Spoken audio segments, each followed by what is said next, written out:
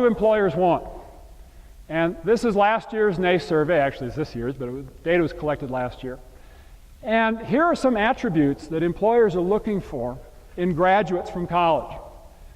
Teamwork, verbally communicating what you're doing to people inside the organization, meaning technical, and outside the organization, general. The ability to solve problems, problem solving, information synthesis, organizing and prioritizing work, quantitative data, the ability to just put things into a spreadsheet or a database and extract information from them, technical knowledge, software, and all the way down here at the bottom is being able to sell things. Employers are looking for new employees who can work together, who can communicate effectively, and who can solve problems. And that just happens to be exactly what undergraduate research gives you the opportunity to do. As I said at the beginning, at the honors welcome, this is not the first time or the last time you're going to hear me talk. Well, it is the first time, but it's not going to be the last time you're going to hear me talk about the benefits of undergraduate research. You'll probably hear 5 or 6 times over the next few years this same talk. Undergraduate research is considered a high-impact practice. It is an opportunity to learn by doing. It is an opportunity to take the information that you've gained in those lecture courses, in those laboratory courses, and go out into the real world and see how it actually is used. I can tell you how to do PCR over and over again. You can even take an exam and you can describe exactly how PCR works. But until I sit you in front of a PCR machine with a pipette and a ground up fish liver, you're not actually going to really understand PCR until you clone out that gene, until you use that fish liver tissue to amplify a gene and see what its sequence is. So, one of the great things about undergraduate research is application of your knowledge. It's really cementing that knowledge by using it.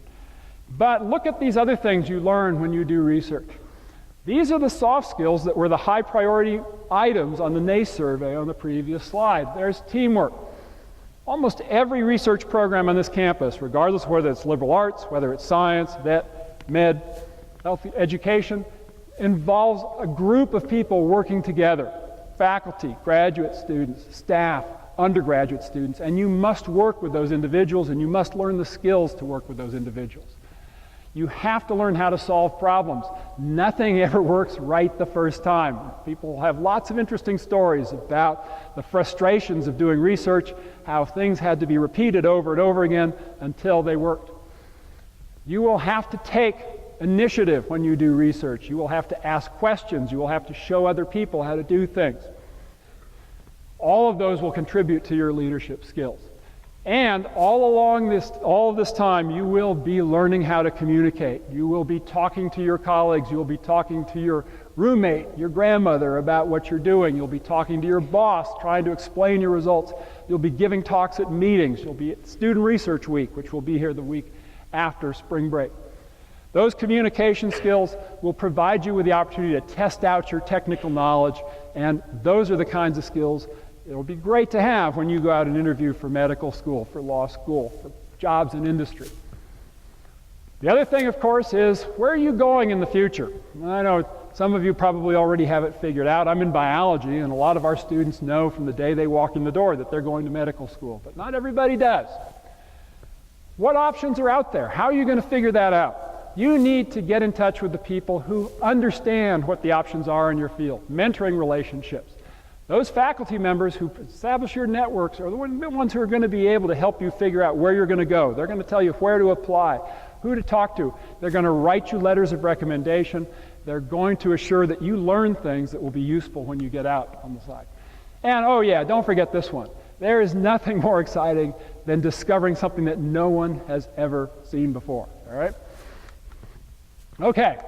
So how can you get involved? There are plenty of ways for you to get engaged in undergraduate research on this campus.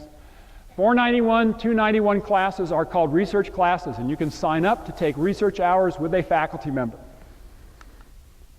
There are plenty of paying jobs in research laboratories on this campus. Many federal grants like the National Institutes of Health, the National Science Foundation, want to encourage undergraduates to get involved in research, and they actually put line item budgets in those grants for undergraduates. There are study abroad programs that provide research. In biology, we have a study abroad program that takes 15 students to Costa Rica for 3 weeks in the summer. The reason you go to Costa Rica is to do a rainforest research project. You come back here, you make a poster, and you tell us all about what you did with endangered frogs. There are plenty of funded programs on this campus. They all have interesting acronyms you'll have to figure out about. You'll get emails during the course of your residence here saying there are research opportunities available in this program or that program. For example, the UBM program is an undergraduate program in research between biology and mathematics. It's the application of math to biology. That is a huge burgeoning field right now. That's somewhere that you ought to go if you're looking for a fairly secure job in the future. Europe is a program in economics. Here is a program in the vet school. These are all different programs available for undergraduates to get involved in research. More acronyms. There are plenty of summer programs. USRG is a College of Engineering summer program to work in a lab. Research experience for undergraduate programs take you other places. Again, you're going to get emails. You're going to see announcements. Pay attention to them. These are great opportunities. These programs often will send you to another institution, a national lab. You'll spend 10 weeks in the summer working full-time on a research project. Departments have research methods and capstone courses, and the last plug I want to give here is for my program, the Undergraduate Research Scholars Program. We run that out of Honors in Undergraduate Research.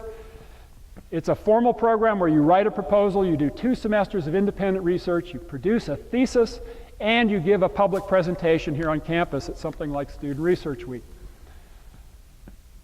Good things about the Scholars Program. Again, I mentioned you have a capstone experience. The Scholars Program will qualify as a capstone experience for your honors distinction. You can also get one of those elusive W course credits. I've heard about writing intensive courses. Writing a thesis can gain you that W course credit. We give you a little research allowance for participating in the Scholars Program. We give you $300, but in the last couple of years, we've started to find people who want to match that. If you're working on marine biology, we can find you an extra $1,000. If you're interested in doing your research in a foreign country, if you want to go overseas, you can apply to the L.T. Jordan Institute in the MSc for a $2,000 travel allowance, which will enable you to take your scholars project overseas. Your name will be in the graduation ceremony, and there's another opportunity for your grandmother to hear about what you're doing. The scholars will be on the transcript, and we have a wonderful little award ceremony and honors at the end of the year to recognize our scholars. So what should you be doing now? Big finish. You can't do research without being associated with a faculty member. Start thinking about who you can work with. Walk up to faculty in classes and ask them what they're doing. Ask them if there are possibilities to do research with them. Look at departmental websites. My department has a website that lists all the faculty that participate in undergraduate research and a description of what they do and what you would be doing if you worked with them. Student organizations. I'm the faculty advisor for the Zoological Society. Every week we bring in a faculty member to talk about the research they do in their lab and explain what undergraduate opportunities are available. Talk to your advisors. There's a Sigma Xi Expo coming up in November where there'll be opportunities to see research faculty, hear about their programs. Student Research Week is the week after spring break. It's right here in Rudder. It's right here in the Rudder Exhibit Hall. Research students from all over campus will present posters of their work, and you can wander around and talk to them and ask who the good faculty advisors are. We can tell you, you can find out from Student Research Week, you can participate in those existing programs. So there are plenty of opportunities. Don't tell me you couldn't find any research. There's a lot of it on this campus. So now as you break up, I want you to think a little bit in general about what should be the role of research at Texas A&M. How do you feel about this balance between teaching and research? How do you think you can find out more about research in your area of interest? You may not know at all what opportunities are available in your area. And what I want you to reflect on and maybe write about a little bit is how do you think you can best incorporate a research experience into your undergraduate education? The answer may be, I can't. I'm going to be taking 22 hours every semester. It's just not going to happen. But I think if you appreciate the benefits that you'll gain from research, you can figure out a way to get it in there. All right? And that's what our office does. We help you figure that out. Okay. That's all I had to say. John is approaching the stage here, so I presume he has another announcement to make. Thank you. in this moment, we're going to break out. Family groups again, you're going to head to where you were last week. But already we had a great question that came up on the Twitter feed that I would love to ask Dr. McKenzie to address. What are some of the opportunities and as well as obstacles for students that want to get involved in research that aren't in science fields, so business, for example? Every college has its own role to research. And this is part of my education as I've moved into this office. In science, we have labs, we have space. I can give you a desk, I can find some money for you. Different groups on this campus have different approaches to this, and part of what I've been doing over the last year is try to develop some relationships with liberal arts, with the College of Business, to get them more involved, the College of Education, to get them more involved in research. You're going to be seeing some advertisements about this. I'm particularly encouraged about the College of Liberal Arts. You should, if you are in liberal arts, begin to ask your academic advisors about what opportunities are available in your department. We've established a good working relationship with the Glasscock Center for the Humanities. The Glasscock Center is very interested in encouraging undergraduate research in the humanities and has started a summer program just this year to support undergraduate research. So,